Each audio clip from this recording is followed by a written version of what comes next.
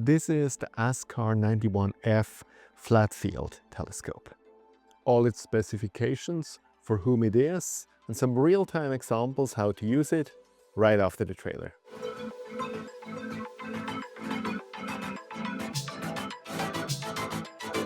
Hey, this is View into Space. I'm Sascha from Switzerland, so grüezi miteinander, and thanks for watching my channel. So I received that today, it's fresh from the mailman, and it got sent to me from Askar for testing. Now I took this out of the box. It's an unprinted cardboard box, and that's what I found. And we will look now what's all in this packaging. The one thing that sticks out that's definitely not in this packaging is a case. And that's a little bit a mystery to me. Why did it not include a case? Because, for example, the APS series, which is not much more expensive, they have nice cases. So, but it is what it is, because this comes with some other stuff which the APS series has not. And we will look at that. But first, some base data. It costs, like that, $999. As the name says, it has an aperture of 91 and a focal length of 609 millimeter. It is Petzval design, which means their back focus doesn't matter at all. And the OTA is only 3.9 kilogram heavy, and with everything on it, it's 4.5 kilogram. That's still pretty light for this focal length. So if we take it out of the box, it really feels quite light, surprisingly light. The first, obviously, that sticks out is the new design in white with the anodized blue, and that looks really strikingly nice. And it's a nice difference from everything in red.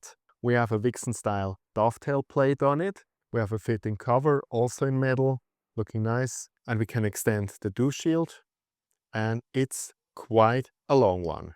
And we have a screw to fix it. We have, as with all Askar scope now, a lot of options to put stuff, guide scope, computers, and so on. One is here on top, and two are here. We have a rack and pinion style focuser, also with a fine focuser here. The focusing feels smooth. It goes out 3 centimeters. We also have, like all Askar scope, a built-in rotator. So we can open it here and we can easily rotate. Also, that goes completely smooth. We have back here at the moment installed a 1.25 inch and a 2-inch adapter for eyepieces. And we have here adapters for M54 and for M48 so that you can connect your camera. And the interesting thing is with this one, I can screw it up here and I can install here a 2-inch filter. Now, in the case of all the other scopes of Askar, that would be about it, what you would expect in a box, except yes, you would expect the case to rub that in. What we have here actually are 3 more boxes, which is a 1.25 inch diagonal. And here is a 20 millimeter eyepiece. And here is an 8 millimeter eyepiece. So let's move the empty box to the side. And by the way, what is not available now, but what will be available is a reducer. So in a few months, Askar confirmed to me that they will also issue a reducer for the 91F. The exact reduction rate is not published yet. So, but that all leads us to the question, for whom is this scope? And what does actually this F means? It means flat field, but then the F array is flat field too. I think one thing is clear, that Askar is inclined to split their selection up in a lot of very confusing lines with abbreviation which are nonsensical, and that confuses everybody. And that's why I will, within the next weeks, do another video where I really explain to you all the Askar product lines and how they fit into each other and for whom they are. But at the moment, let's stick with that here. The F line feels like it's the lower focal length part of the APO series, because the APO series starts with 103 and is rather cheap. And below that you have now the F series, but then the F series has the flattener, which the APO doesn't have. And then the F series comes with this stuff. Even you would actually probably prefer a higher focal length when you're actually doing visual stargazing. So if we leave this stuff away, then I would say if you have not to go completely discount like the AD-ED, which is only a doublet, but you're still on a budget, and you do not want to have such a long focal length like the APO series has, which starts with a 103 APO, then actually the F series might be a good match. And given everything that you have included here, with the PETS ball design, with an included rotator, with a piece of ED glass in it, that's quite a good deal. And also the promised reducer makes it even more versatile. It makes it faster because the f-stop of 6.8 is not really fast. But imagining this with a reducer, you get to a quite sweet focal length of around 500 millimeters probably, and quite a good f-stop. So actually as a beginner scope, this makes a lot of sense. In galaxy season you have the 600 millimeters, which lets you catch the bigger galaxies. In nebula season with the reducer you have quite a fast refractor with a decent quality. And besides that, when I see it in front of me like that, it looks quite stunning. So even when you go to a star party or so, it doesn't look cheap. It looks like something that catches the eye. So from that point of view, I think it has its purpose in our ecosystem. But then again, I scratch my head when I look at this stuff. Because let's put it like that. If you're just a very beginner, you don't know what you want to do, and you just want to have a scope, perhaps for your children or so on, for some visual, perhaps once connecting your cell phone or something like that, $1,000 is still very expensive. You probably will not spend it.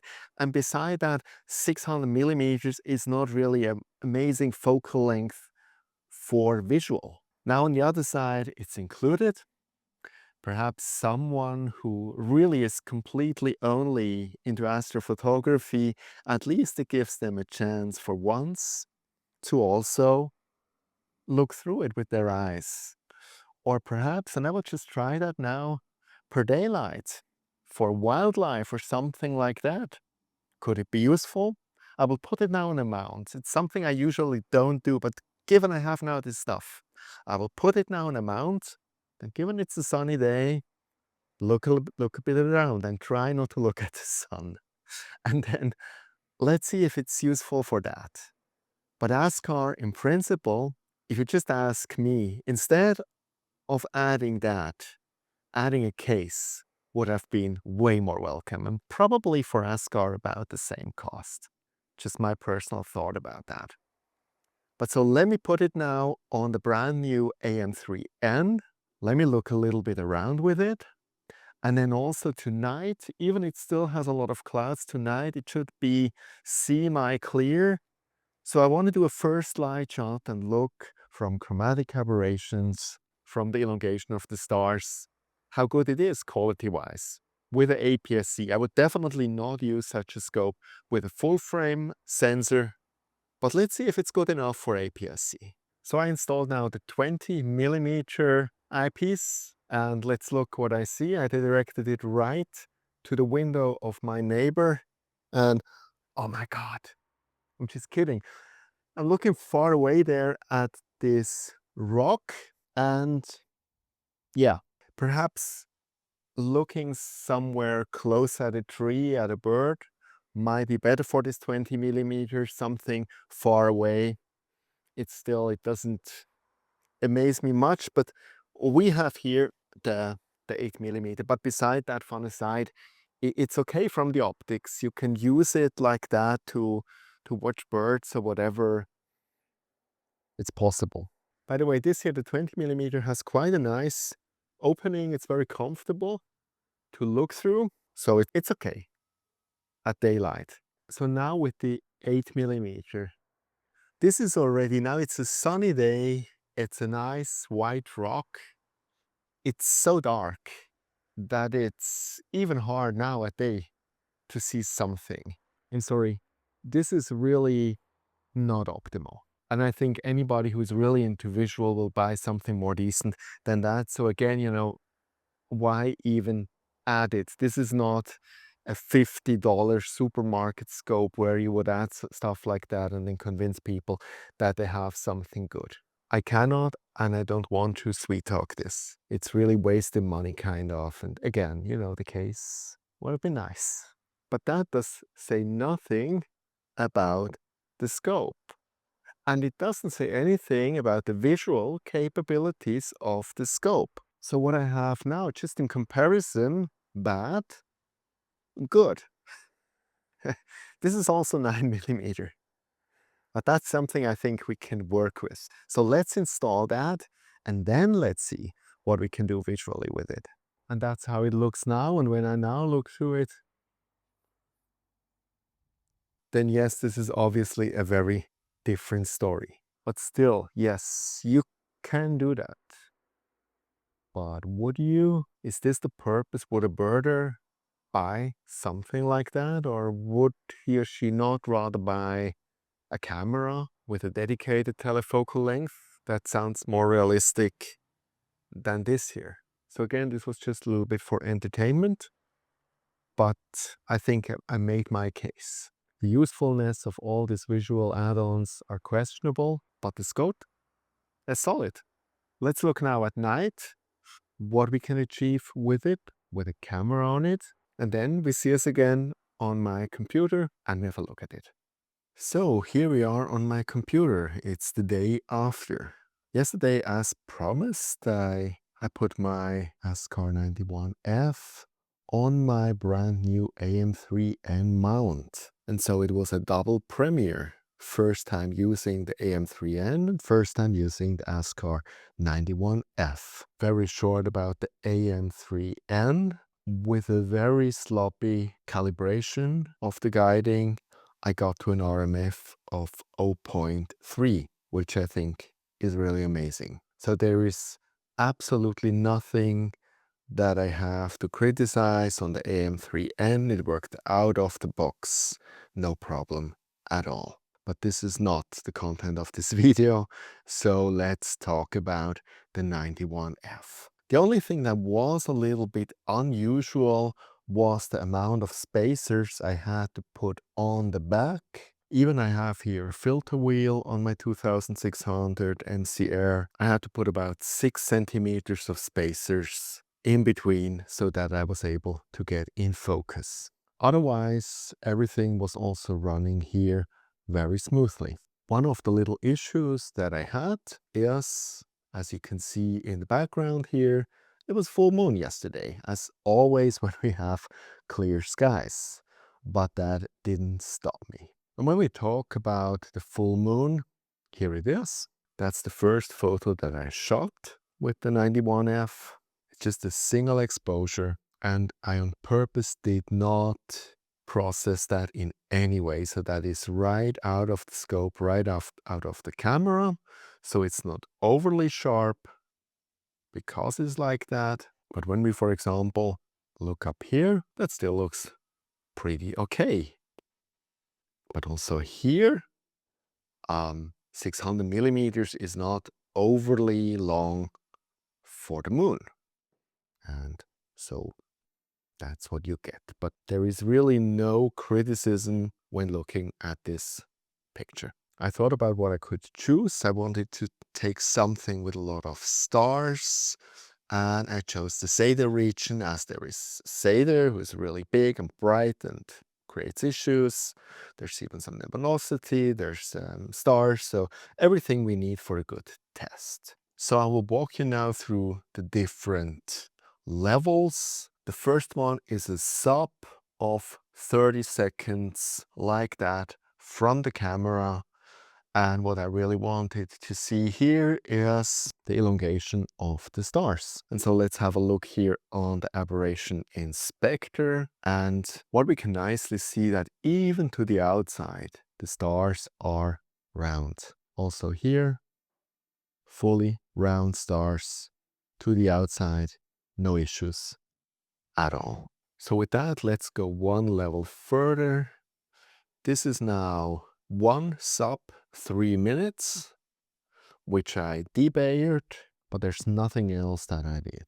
Again, obviously the full moon shows, we cannot hide that, but we will still see what's happening with the stars, especially we're looking for chromatic aberrations. So let's look at that.